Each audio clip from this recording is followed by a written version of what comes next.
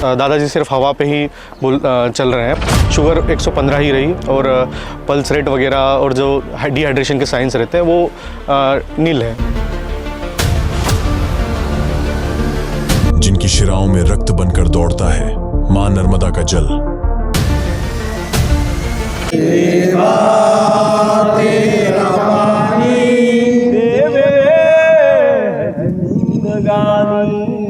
यात्रा से पहले 2 गिलास पानी का सेवन किया है, जबकि 10-15 लीटर पानी सुबह से लेके शाम तक अभी तक हम लोग पी लिए। 31 किलोमीटर ट्रेवल किया है आज। टेम्परेचर यहाँ पे 45 डिग्री सेल्सियस है। पसीना से भीग गए पूरे, लेकिन दादाजी को पसीना भी नहीं आया, थके भी नहीं। टेम्परेचर से लेके वाइटल्स हमने मॉनिटर किया है। दिन में 4 बार उनके वाइटल्स लिए गए। आश्चर्यजनक लग ही रहा है। नॉर्मल है, जो कि एक सामान्य व्यक्ति के लिए पॉसिबल नहीं है।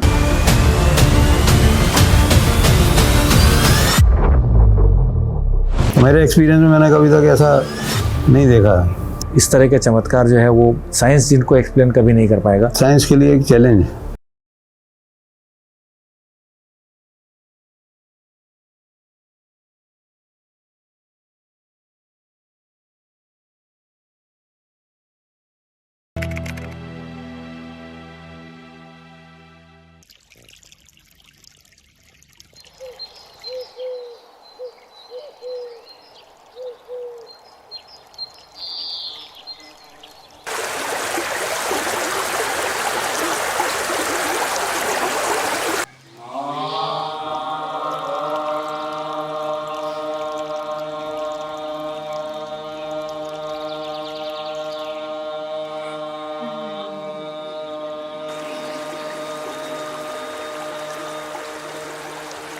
ओम ह्रम नमः, ओम ह्रम नमः, ओम ह्रम नमः, ओम ह्रम नमः, ओम ह्रम नमः।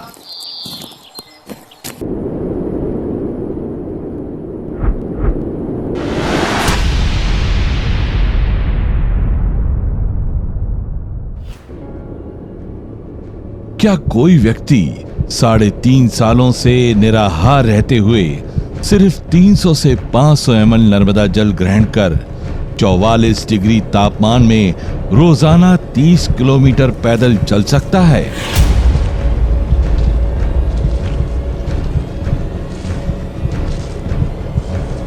इतना ही नहीं, निराहार की इस स्थिति में क्या कोई 4 बार रक्तदान भी कर सकता है?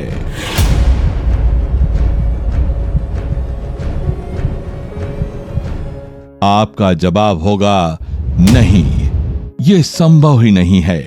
लेकिन आपको यह जानकर आश्चर्य होगा कि ऐसा हुआ है और इस घटना से वैज्ञानिक और चिकित्सक भी हैरान हैं।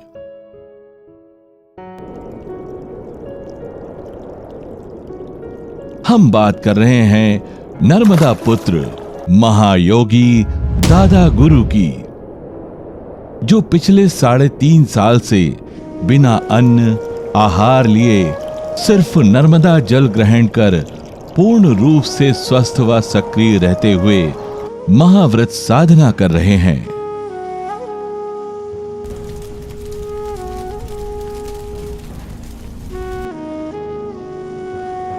बिना अन्न आहार के इस तरह स्वस्थ सक्रिय जीवन जीने वाले दादा गुरु की जीवन शैली पर आखिरकार मध्य प्रदेश सरकार ने शोध कराने का निर्णय लिया।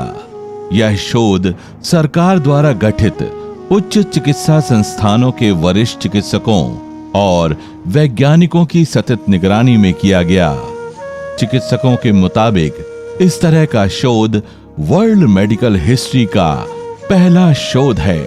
दादा गुरु जी ने जो इस तरह का निराहार व्रत किया है वो विश्व में पूरी तरह से पहली बार हुआ।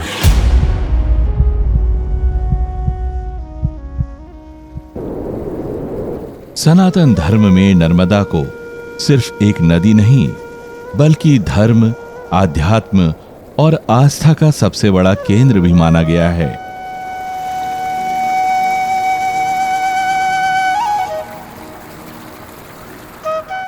जो विश्व की सबसे प्राचीन नदियों में एक है। रहस्यों से भरी नर्मदा के पथ, तट, जल, उसकी माटी, वायु और पेड़ पौधे अनेकों प्रकार की सिद्धियों और ऊर्जा से भरे हुए हैं। यहाँ ऋषि मुनियों और महायोगियों ने देवत्व से साक्षात्कार किया है। इसके तटों पर सिद्धों की साधना का यह सिलसिला चलता रहा है। वर्तमान समय में दादा गुरु की साधना भी इसी नर्मदा पथ पर जारी है। इस महाव्रत के पीछे दादा गुरु का उद्देश्य प्रकृति, पर्यावरण व जीवनदायिनी नदियों का संरक्षण संवर्धन करना, प्रकृति केंद्रित जीवन शैली, व्यवस्था और विकास के प्रति समाज का ध्यानाकर्षण करके समाज की प्रकृति से सहज संधि करवाना और मां नर्मदा की महिमा व उसके महत्व को वैश्विक स्तर पर स्थापित करना है, ताकि हमारा जीवन सुरक्षित और व्यवस्थित हो सके। स्वस्थ व समर्थ राष्ट्र के निर्माण के हम सहयोगी हो सकें।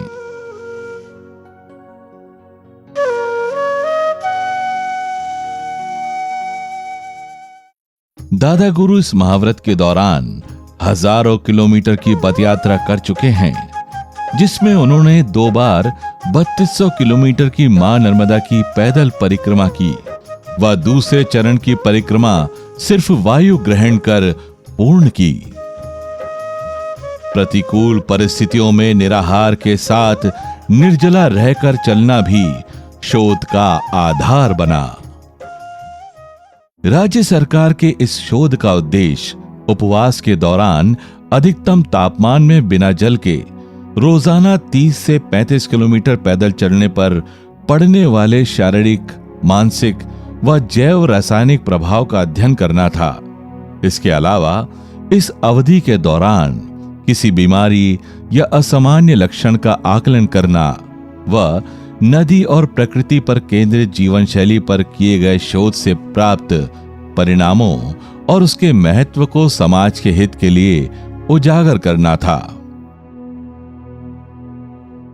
चूंकि दादा गुरु का हमेशा से 18 घंटे जागरण रहता है, तो यह भी चिकित्सा जगत के लिए रिसर्च का एक खास हिस्सा था कि उपवास की स्थिति में शारीरिक श्रम करते हुए 44 डिग्री तापमान में रोजाना 30 से 35 किलोमीटर चलते हुए भला कोई कैसे रात्रि जागरण कर सकता है।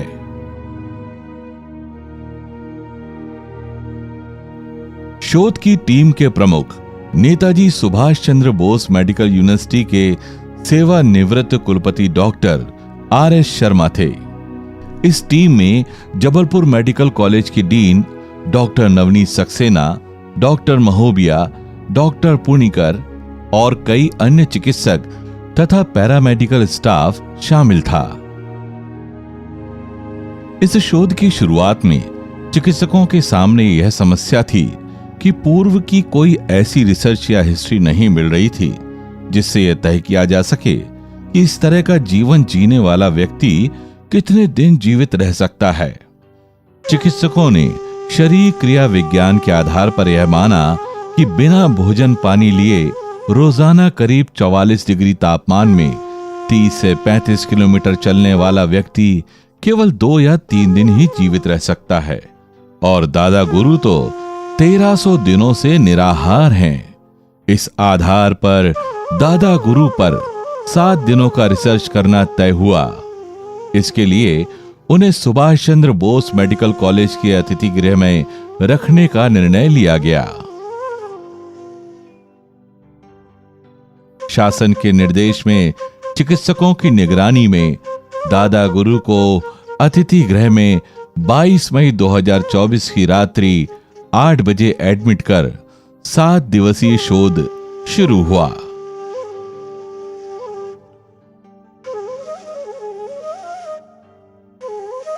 अतिथि गृह के अंदर और बाहर हर तरफ सीसीटीवी कैमरे लगाए गए। इसके अलावा पल पल की वीडियोग्राफी, पुलिस सुरक्षा और पैरामेडिकल स्टाफ को दादा गुरु की सतत निगरानी में तैनात किया गया। जो शोध कार्य है वो आज से चालू हो रहा है और उनको अभी मेडिकल कॉलेज के गेस्ट हाउस में उसको बनाया गया है इसके लिए, एक कक्ष का निर्धारण कर दिया जिसमें कंप्लीट पूरी फैसिलिटीज़, मेडिकल फैसिलिटीज़ भी हैं और निगरानी के लिए CCTV भी लगा हुआ है। वहाँ पे हम लोगों ने उनकी जांच की, अभी शारीरिक परीक्षण किया, मानसिक परीक्षण किया और पूरे अभी पैरामीटर्स भी लिए हैं उनके। ये बेसलाइन माना जाएगा, ये बेसलाइन पैरामीटर मतलब आने के समय ये स्थिति थी। इसको फिर आगे हम कंपेयर करेंगे, डे टू डे उनकी फिजिकल एक्टिविटी कैसी चल रही है, बिना खाए कितने दिन रह रहे हैं, उस दौरान क्या चेंजेस आ रहे हैं, पल्स, ब्लड प्रेशर, ये सब चीज़ें। ECG भी नापा गया, अभी ECG भी लिया गया है, बाकी और भी पैरामीटर जो हमने लिए हैं। तो ये सब चीज़ें हम लोग एक डाटा चार्ट बनाएंगे और डाटा चार्ट को स्टैटिस्टिकली फिर एनालाइज करेंगे और इस दौरान ये भी देखेंगे उनके सिम्टम्स क्या हैं, कंप्लेंट्स तो नहीं है, कुछ किसी किस्म के लक्षण तो नहीं आ रहे हैं, ये सब चीज़ों की जानकारी ली जाएगी। इसके लिए हमने पूरी टीम बनाई है जिसमें कि मेडिसिन विशेषज्ञ हैं डॉक्टर पुनीकर और पैथोलॉजी विशेषज्ञ हैं डॉक्टर महोबिया और हमारी पहले PG टीम भी है, पूरी पोस्ट ग्रेजुएट मेडिकल स्टूडेंट्स की, वो भी इसकी निगरानी रखेगी इस पर, पल्स, ब्लड प्रेशर और वाइटल पैरामीटर्स की। पैरामेडिकल स्टाफ भी रहेगा जो कि ब्लड वगैरह के पैरामीटर बीच में नापता रहेगा। पूरा इसको एक प्रॉपर लेखा जोखा रखा जाएगा। कमरे में पुलिस वाले बैठे हुए हैं जो कि उसकी निगरानी रखेंगे इस सारी चीज़ पर। ये सब चीज़ों का ऑथेंटिफिकेशन होगा और ये प्रमाणीकरण के साथ पूरा शोध कार्य किया जा रहा है।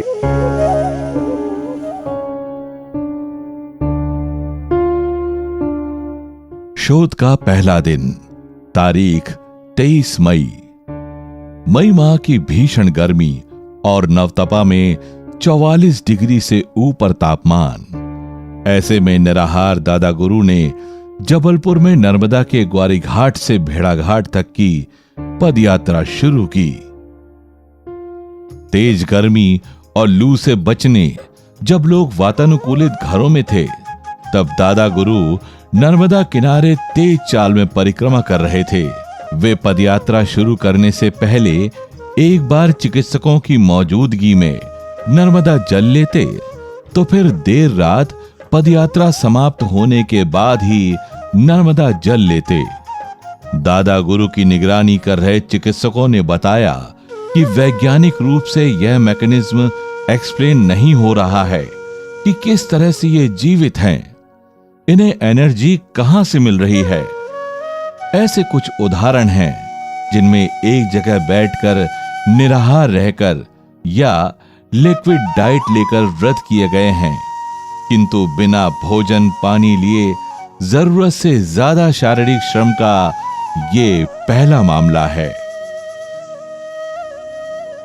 वैज्ञानिक रूप से कुछ दिनों तक तो संभव है, जैसे स्टडीज हुई हैं जिनमें पता चला है कि कुछ लोग 21 से 30 दिन तक जीवित रहे हैं बिना किसी आहार के, केवल पानी पे। पर इतने लंबे समय तक संभव नहीं है और साथ में थोड़ा बहुत पानी लेते हुए। अब सवाल ये उठता है ना, ये इनके बारे में जानकारी मिली है और जो हम लोग ने खुद देखा है कि केवल 300 से 400 ml पानी लेते हैं, ज़्यादा से ज़्यादा 500 ml पानी लेते हैं, जो कि बहुत ही कम है। तो इतना कम पानी और बिना आहार के तो इतने दिन रहना संभव नहीं है। वैज्ञानिक रूप से ये मैकेनिज्म एक्सप्लेन नहीं हो रहा है कि किस तरह से जीवित हैं, इनको एनर्जी कहाँ से मिल रही है, किस तरह से इनको बॉडी के अंदर जो मैकेनिज्म्स हैं कैसे चल रहे हैं बिना आहार के। शोध के सभी 7 दिन दादा गुरु के साथ चिकित्सकों, पैरामेडिकल स्टाफ और पुलिस के जवान दिन रात साए की तरह साथ होते। इस बीच पदयात्रा त्रिशूल भेद पहुंची, जहां उपकरणों से लैस एम्बुलेंस दादा गुरु का इंतजार कर रही थी। यहां दादा गुरु की शुगर, बीपी, ऑक्सीजन लेवल सहित अन्य जरूरी जांचें की गईं, जो कि नॉर्मल निकली।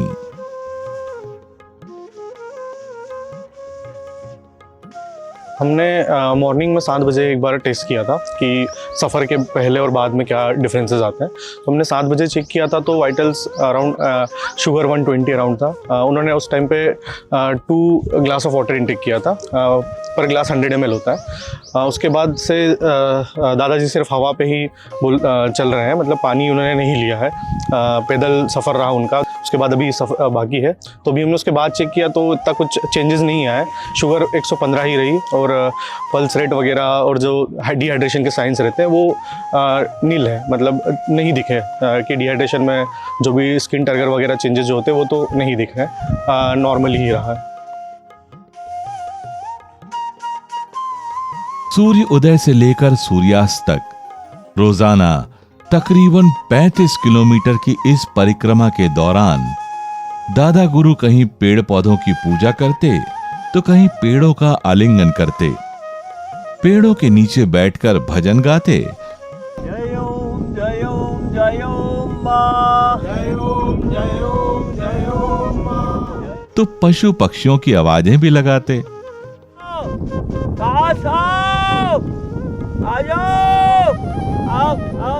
यहाँ दादा गुरु का प्रकृति के प्रति प्रेम दिखाई देता है। उनका यह प्रयास है कि व्यक्ति की जीवन शैली प्रकृति पर केंद्रित हो। यहाँ लाखों वर्ष पुरानी चट्टानें नर्मदा का किनारा पाकर और भी खूबसूरत हो गई हैं। परिक्रमा के बीच एक महिला अपने बच्चे को दादा गुरु की गोद में देकर उनसे बच्चे का कोई नाम रखने की प्रार्थना करने लगी। संत ने बालक का नामकरण करते हुए नाम दिया समर्थ। अपने बच्चे का नाम पाकर मां बाप की खुशी का ठिकाना न रहा। साथ चल रहे लोग तेज गर्मी से बेहाल हो जाते, पसीने से तरबतर हो जाते। उन्हें भूख प्यास लगती तो दादा गुरु उन्हें और राह में मिलने वाले दूसरे लोगों को भोजन कराते, लेकिन स्वयं बिना भोजन पानी के भजन करते तेज कदमों से चलते जाते।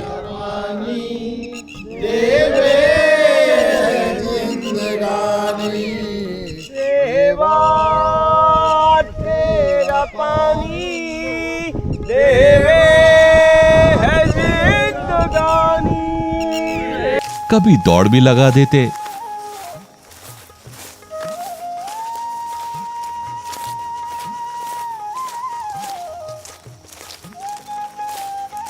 उनके साथ चलने वाले पुलिस के जवानों की तो सांसें फूल जाती।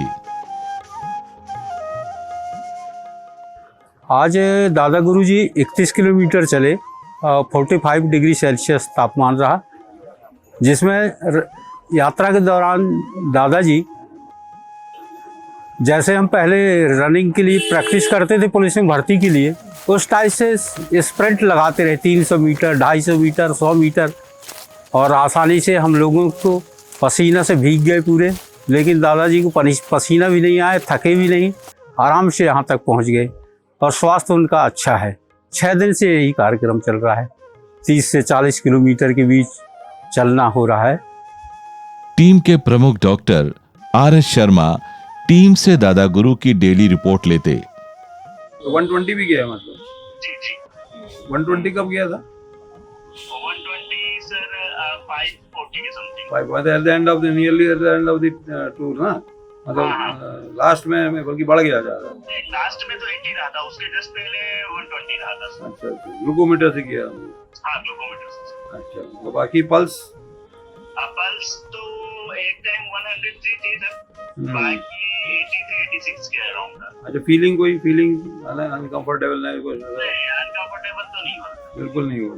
नहीं सर। मतलब ओवरऑल आपकी हाइलाइट यही है कि स्टेबल रहे पूरे दौरान। आवश्यक प्रासंगिक शारीरिक मापदंडों को यात्रा के पूर्व, सुबह और यात्रा के बाद तो दोहराया ही जाता। इसके अलावा यात्रा के बीच में भी हर 2 घंटे में चिकित्सक द्वारा आवश्यक पैरामीटर नापे जाते। चलने के दौरान दादा गुरु की होल्टर निगरानी भी की गई। चूंकि वर्तमान समय में इतने लंबे समय तक भूखे रहने और कठोर शारीरिक गतिविधि के साथ जीवन के बारे में वैज्ञानिक ज्ञान उपलब्ध नहीं है, इसलिए यह अध्ययन शारीरिक मानसिक मापदंडों में परिवर्तन और इतने लंबे समय तक सामान्य जीवन की संभावना को प्रमाणित करने के लिए किया गया। पूरे रिसर्च के दौरान जांच में यह पाया गया कि कोई भी पैरामीटर असामान्य नहीं है। हमने तो ये पाया कि उन्होंने बिल्कुल कुछ भोजन नहीं लिया, केवल सीसीटीवी में भी पूरी तरह से वो निगरानी में थे जब तक वहाँ अस्पताल में रहे। बाहर भी उनकी वीडियोग्राफी होती रही थी और पुलिस प्रशासन के लोग उनके साथ रहे, हमारा पैरामेडिकल स्टाफ भी उनके साथ रहा। तो ये तो बात बिल्कुल सही है कि उन्होंने उस दौरान कुछ नहीं लिया, जो जहाँ तक हम लोग ने पूरा देख पाए पूरी तरह से, और कोई भी चीज़ उसमें गैप भी नहीं है कि इतना गैप हो गया तो उस समय कोई ने ले लिया हो, वो नहीं लिया है। ये तो कंफर्म हो गई बात कि भाई उन्होंने उस समय नहीं लिया। उसके प्रमाण है CCTV, पुलिस प्रशासन और जो लगातार निगरानी। और चूँकि नहीं लिया है उन्होंने, तब तो ये हम बता पाएंगे कि इनके ऊपर क्या असर हुआ है। जैसा कि अनुयायी ने बताया कि वो 1300 दिन से नहीं ले रहे थे, तो एक हिस्ट्री में आ गई बात कि इनकी हिस्ट्री के हिसाब से 1300 दिन इन्होंने नहीं लिया है। पर अभी जो सवाल है कि इन 7 दिनों में, तो ये डेफिनेट है कि उन्होंने इस दौरान कोई भी ऐसे पदार्थ नहीं, केवल हाँ 300 से 500 ml तक पानी लेते थे नर्मदा जल का, कि भाई नर्मदा जल है वो वास्तव में, और नर्मदा जल है और नर्मदा से लाई थे वो, तो एविडेंस है कि साथ में गए थे लेने के लिए, तो उसमें कोई भी ऐसे पदार्थ प्राप्त नहीं हुए। और इसके अलावा हमारे जो MP council of science and technology, वो ही उसका जल का सैंपल ले गई है।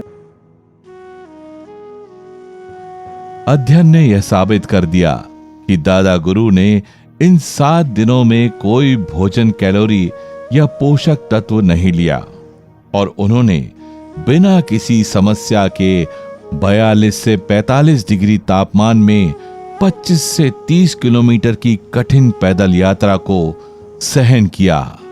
इस पूरी अवधि में उनमें कोई असामान्य लक्षण नहीं थे।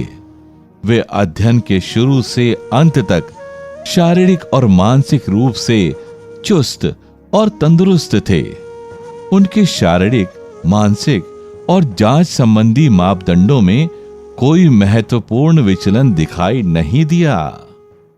चिकित्सा विज्ञान की राय में कठोर उपवास और कठोर शारीरिक गतिविधि के प्रति जीवन शैली की यह प्रतिक्रिया अद्वितीय है और विश्व चिकित्सा साहित्य जगत में अब तक अप्रकाशित है। दादा गुरु की निगरानी कर रहे चिकित्सकों से जब पूछा गया कि क्या नर्मदा जल या सूर्य की किरणों या फिर हवा के सहारे भी कोई इंसान जीवित रह सकता है, तो जवाब मिला। इस शोध कार्य में ये प्रतिपादित हुआ कि विश्व का पहला इस तरह का शोध कार्य रहने के कारण से हम इसको बोल पाते हैं कि दादा गुरु जी ने जो इस तरह का निराहार व्रत किया है वो विश्व में पूरी तरह से पहली बार हुआ। और दूसरी बात यह कि जो उनके शारीरिक परिवर्तन हुए हैं, उन्होंने जो इस तरह की एनर्जी का यूटिलाइजेशन किया है, उसे लगता है कि उनके शरीर में कुछ खास किस्म के एडॉप्टेशंस हुए हैं। उन्होंने प्रकृति से जो एनर्जी प्राप्त की है, प्रकृति से जुड़े रहने के कारण से, उसके कारण से ये संभव हो पाया है। और पूरे डिटेल्स पैरामीटर तो आपको पता ही हैं, हम लोगों ने उसको स्टेट गवर्नमेंट को पूरा एक शोध कार्य दे दिया है।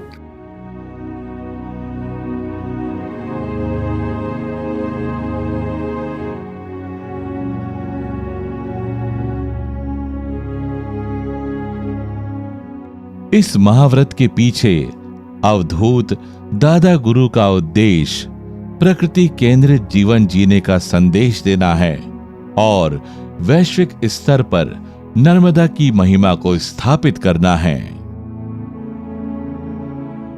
ये दुनिया के लिए बहता हुआ पानी है, हमारे लिए ये जीवंत शक्ति है, ये शक्ति का सबसे बड़ा स्रोत है। लेकिन आज हम वही दुनिया को बताना चाह रहे हैं कि ये दुनिया के लिए एक साधारण सी नदी हो सकती है, बहता हुआ पानी हो सकता है, लेकिन जिस जल को हम देख रहे हैं, इसकी जल की एक एक बूंद में वो समाई वो शक्ति है। जल का एक एक बूंद में असीम ऊर्जा है और वही जल का सेवन करने से हम इतने दिनों से ये बताने का प्रयास कर रहे हैं कि दुनिया का सबसे असाधारण जल जो है वो यही है जिसे हम मां नर्मदा का जल हम कह रहे हैं।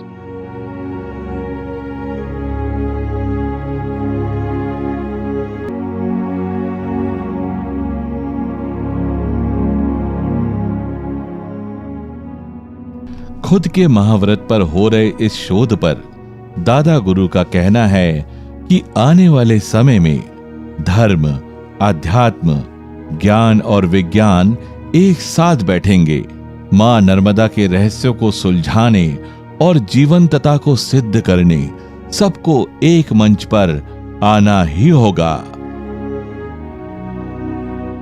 आने वाले समय में मुझे ऐसा लगता है कि धर्म, अध्यात्म और विज्ञान जिसे कहते हैं ना गंगा यमुना सरस्वती, एक जगह पर इलाहाबाद में प्रयाग में मिलती है, और जहाँ पर वो तीन शक्तियाँ मिलती है तो वहाँ आस्था का, करोड़ों आस्था का बहुत बड़ा केंद्र, करोड़ों की आस्था का केंद्र बना, सृजन शक्ति का वो केंद्र बना।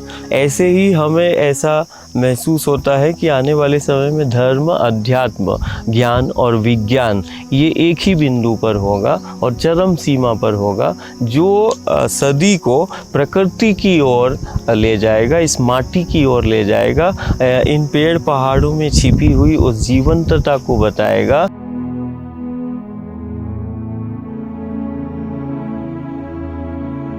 अगर हम महापुरुषों की बात करें तो धर्म, विज्ञान और आध्यात्म को लेकर दादा गुरु के जो विचार हैं उसे और बल मिलता है। स्वामी विवेकानंद ने भी कहा है कि विज्ञान और धर्म मिलेंगे और हाथ मिलाएंगे, मानव यह पाएगा कि वह ब्रह्मांड के साथ एक है। धर्म मानव में पहले से ही विद्यमान दिव्यता की अभिव्यक्ति है। विज्ञान कुछ और नहीं बल्कि सत्य को खोजने का तरीका है। डॉक्टर APJ अब्दुल कलाम के मुताबिक जब हम विज्ञान और आध्यात्मिकता को एक साथ लाते हैं तो हम एक बेहतर दुनिया बनाने में सक्षम होते हैं। महान वैज्ञानिक अल्बर्ट आइंस्टीन ने भी कहा है कि धर्म के बिना विज्ञान लंगड़ा है, विज्ञान के बिना धर्म अंधा है। सभी धर्म, कला और विज्ञान एक ही पेड़ की शाखाएं हैं। महापुरुषों के ये कथन इस विचार को उजागर करते हैं कि धर्म और विज्ञान एक दूसरे के विरोधी नहीं, बल्कि वे मानव समझ और विकास को और मजबूत करते हैं। विशेष बात यह है कि निराहार महाव्रत के दौरान दादा गुरु ने 4 बार रक्तदान किया, जो चिकित्सकों को और भी अधिक हैरत में डालने वाला था। 7 दिन के शोध के बाद वे चौथी बार रक्तदान करने मेडिकल कॉलेज पहुंचे और चिकित्सकों व छात्रों को संबोधित करने के बाद रक्तदान किया। कहीं ना कहीं जहां हम रोज बार बार जो हम बोलते हैं कि आज समूचा देश और दुनिया कई प्रकार के संक्रमण और आपदाओं का शिकार हो रही है, वहीं दूसरी तरफ सबसे बेहतर जीवन और सबसे सुरक्षित जीवन कैसे एक व्यक्ति जी सकता है या घर परिवार जी सकता है, ये महाव्रत के दौरान, ये साधना के दौरान ये हम बताने का भक्त प्रेमियों को और समाज को हम प्रयास कर रहे हैं कि प्रकृति केंद्रित जो जीवन होगा और नर्मदा पर केंद्रित यदि जीवन है हमारा, इन जीवनदायिनी नदियों पर यदि हमारा जीवन केंद्रित है तो कहीं ना कहीं हम बेहतर जीवन को जी सकते हैं। दादा गुरु के महाव्रत पर शोध कर रहे चिकित्सक और वैज्ञानिक इस शोध से हैरान हैं। चिकित्सकों के मुताबिक निराहार व्यक्तियों पर पहले भी शोध हुए हैं, लेकिन इस तरह का यह दुनिया का पहला शोध है। निराहार रहते हुए तो काफ़ी शोध कार्य हुए हैं, पर ये पहली बार ऐसा हुआ है कि निराहार रहते हुए 42 से 45 डिग्री टेम्परेचर पर 25 से 30 किलोमीटर प्रतिदिन नियमित रूप से चलना, और उस दौरान कोई भी खाद्य पदार्थ ना लेना, और उस दौरान कोई पानी भी नहीं लेना। ये भी इम्पोर्टेंट है। जिस दौरान वो चलते रहते थे तो कोई पानी भी नहीं लेते थे। वो तो पूरा जब यात्रा होने के बाद रात को ही जल ग्रहण करते थे, वो भी नर्मदा जल 500 से 600 ml। तो कहने का मतलब ये हुआ कि ना तो कोई किस्म की एनर्जी उनको प्राप्त हुई इस दौरान जब वो एक्सरसाइज कर रहे थे, चल रहे थे, और ना ही जब वो बैठे हुए थे कमरे में उस समय भी। तो इस तरह का शोध कार्य तो अभी तक हुआ नहीं। इसमें हमने पूरे पैरामीटर्स लिए हैं जो कि लिए जा सकते हैं, जैसे कि शारीरिक parameters, pulse, blood pressure, ECG, और भी जो हृदय संबंधित और पूरे शरीर से संबंधित जो पैरामीटर्स होते हैं वो लिए। मानसिक पैरामीटर, मेंटल, कि कोई किस्म का कोई एंग्जाइटी, डिप्रेशन या कोई प्रॉब्लम तो नहीं है। और इसके अलावा हमने ये भी देखा उनमें कि किसी किस्म की कोई तकलीफ़ें तो नहीं है, उनको कोई कंप्लेंट तो नहीं है। तो आपको जानकर आश्चर्य होगा कि इतना चलने के बाद जब वो लौट के आते थे वापस, तो उतने ही तरोताज़ा रहते थे जितने कि वो जाते समय रहते थे। उनके साथ में चलने वाले लोग काफ़ी हद तक थक जाते थे, पर वो नहीं थकते थे। तो इस शोध कार्य में ये प्रतिपादित हुआ कि विश्व का पहला इस तरह का शोध कार्य रहने के कारण से हम इसको बोल पाते हैं कि दादा गुरु जी ने जो इस तरह का निराहार व्रत किया है वो विश्व में पूरी तरह से पहली बार हुआ। चिकित्सकों के मुताबिक निराहार रहने वाले व्यक्ति के रक्त में शुगर और कैलोरी डाउन होने लगती है। इसका असर शरीर पर दिखाई देने लगता है, लेकिन दादा गुरु की शुगर इस दौरान लगभग सामान्य रही। चौंकाने वाली बात यह है कि एक दो बार उनकी शुगर 59 से 60 हो गई। इसके बावजूद उनके शरीर पर कोई विपरीत प्रभाव नहीं पड़ा। यूनिक बात तो ये निकल के आई है कि जब व्यक्ति बिल्कुल निराहार रहता है तो धीरे धीरे क्या होता है, उसके रक्त में जो शुगर है वो धीरे धीरे डाउन होने लगती है, कैलोरीज डाउन होने लगती है, क्योंकि कैलोरीज की खर्चा तो होता रहता है पर उनको मिल नहीं रही कहीं से। तो धीरे धीरे क्या होता है, जो ब्लड की शुगर है वो डाउन होने लगती है। जब डाउन होती है तो लिवर, मसल्स और शरीर के दूसरे अंगों से वो ग्लाइकोजन के रूप में जो जमा वो निकलने लगती है। उसके बाद फैट से, फिर मसल से भी निकलने लगती है। तो इतने दिन निराहार रहने के बावजूद हमने देखा कि उनकी शुगर लगभग सामान्य रही, कोई डाउन भी नहीं हुई, बढ़ी भी नहीं। हाँ, एक दो बार ऐसा ज़रूर हुआ कि जब शुगर काफ़ी कम हो गई थी, 59 से लेकर 60 भी हो गई थी। और आपको जानकर आश्चर्य होगा कि सामान्य व्यक्ति जिसको 59 से 60 जब शुगर रहती तो एकदम वो अचेत जैसा होने लगता है, उसको हाइपोग्लाइसीमिया के फीचर होने लगते हैं, मानसिक रूप से वो अनस्टेबल हो जाता है, इनकोहेरेंट बातें करने लगता है। तो ऐसे कुछ भी नहीं हुआ। उनका जो जल का लेने का जो परिमाण था वो भी काफ़ी कम था, 500 से 600 ml वो जल लेते थे केवल। और उस दौरान इतनी फिजिकल एक्टिविटी करते रहे, इतनी तेज़ धूप में, जिसमें लोगों को हीट स्ट्रोक तक हो चुके थे उस दौरान।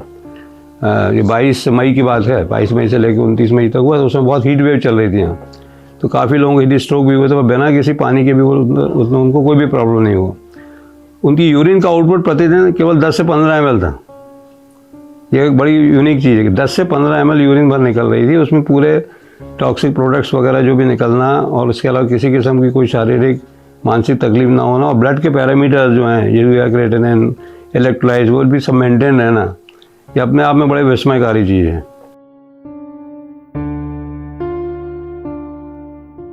चिकित्सकों की दृष्टि में biochemical, radiological, gastrointestinal, urological, cardiovascular, haematological, pulmonary इत्यादि सभी जांचें सामान्य रही। अर्थात शरीर के सभी अंग, सभी अवयव, सभी लेवल पूर्ण रूप से सामान्य हैं, जो अत्यंत विस्मयकारी है और गहन अध्ययन का विषय भी है। इस रहस्य को सुलझाने के लिए चिकित्सकों की टीम ब्रेन मैपिंग सहित शरीर की सभी छोटी से लेकर बड़ी जांचों का गहराई से अध्ययन किया। सभी जांच रिपोर्ट सामान्य देखकर शोध से जुड़े चिकित्सक और वैज्ञानिक चकित हैं। जैसा कि सभी जानते हैं, कुछ चमत्कार इस दुनिया में हैं ऊपर वाले के आशीर्वाद से। तो दादा को ऊपर वाले जी का आशीर्वाद है ऐसा लगता है, और एक इस तरह का चमत्कार जो है वो साइंस जिनको एक्सप्लेन कभी नहीं कर पाएगा। जो दादाजी के ऊपर शोध हो रहा है, उस शोध में हमारी जो एक संस्था भी है, मध्य प्रदेश विज्ञान एवं प्रौद्योगिकी परिषद, कि मेडिकल एस्पेक्ट के अलावा साइंटिफिक एस्पेक्ट भी हम इस शोध में किस तरीके से करके वो सिद्ध कर सकते हैं, जिसके लिए ये शोध कार्य चल रहा है। ये एक मेरे को आज बहुत बड़ी एक शुभ अवसर कि दादा गुरुजी के साथ उस नर्मदा के पथ पर मुझे चलने का अवसर मिला। ऐसे में सवाल उठता है कि क्या नर्मदा के जल और उसकी हवा में कुछ खास है जिससे दादा गुरु को शक्ति मिलती है? इसका जवाब इस तरह के शोध से ही मिल सकता है। वैसे दादा गुरु का यह दावा है कि नर्मदा की हवा सब रोगों की दवा है। मैं कई बार बोलता हूँ कि नर्मदा की हवा कई रोगों की दवा है, पेन किलर है, दर्द निवारक है और शक्तिवर्धक है। दुनिया के अंदर हवाएं तो बहुत चलती हैं, लेकिन नर्मदा घाटी की जो हवा है, मैया के जो पथ की हवा है, वो इतनी असाधारण शक्तियाँ उसमें समाई हुई हैं कि ये देखो 45 डिग्री तापमान पर भी हम इतने सहजता के साथ बिना जल के वायु पर चलना हो रहा है। ये इस विंध्याचल की सतपुड़ा की हवा है, इन पेड़ों की सामर्थ्य को प्रकट कर रही है। आज पूरी दुनिया संक्रमण के दौर से गुजर रही है। ग्लोबल वार्मिंग, जलवायु परिवर्तन और दूसरी प्राकृतिक आपदाओं की बड़ी चुनौतियां विश्व के सामने हैं। कोरोना जैसी महामारी ने तो हमें एक बार फिर प्रकृति की तरफ लौटने का संदेश दिया है। ऐसे में दादा गुरु सनातन संस्कृति की बात करते हैं। यह सनातन संस्कृति जिसमें प्रकृति के साथ जीवन जीने का संदेश है, क्योंकि हमारी इन सभी समस्याओं का सार्थक समाधान सिर्फ प्रकृति के पास है। इसलिए हमें लौटना होगा अपनी जड़ों की ओर और जुड़ना होगा एक बार फिर प्रकृति से, अपनी सनातन संस्कृति से। महायोगी दादा गुरु के इस महाव्रत के पीछे यही संदेश है।